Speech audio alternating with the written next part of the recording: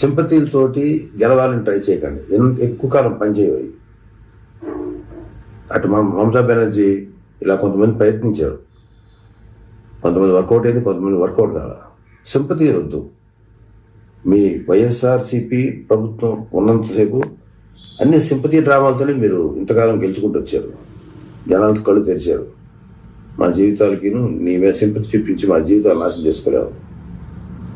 ఖచ్చితంగా మీరు ఎన్ని సింపతిలు చూపించినా, ఎన్ని డ్రామాలు ఆడినా మీ వైసీపీ ప్రభుత్వం, మీ వాళ్ళు ఎంత గొంతు చించుకొని వచ్చిన వైసీపీ వాళ్ళు ప్రజలు రియలైజ్ అయ్యారు.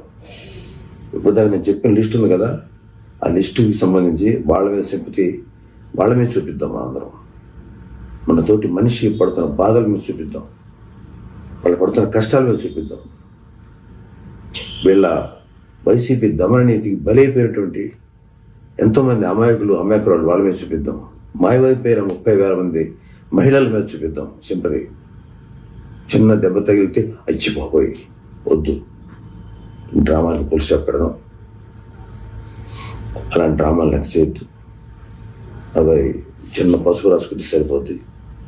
దయచేసి ఈ డ్రామాకి ఎవరు పడకండి. అఫ్కోర్స్ ఎవరు పడలేదనుకోండి, వాళ్ళు గుర్తుపెట్టుకోవాలి వైసీపీ వాళ్ళు.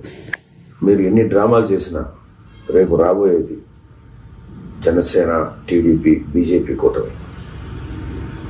మీరు ఏమైనా చేసుకుని వచ్చేది అదే. మీకు మిగిలేది ఈ నాటకాలే. వేసుకోండి నాటకాలు.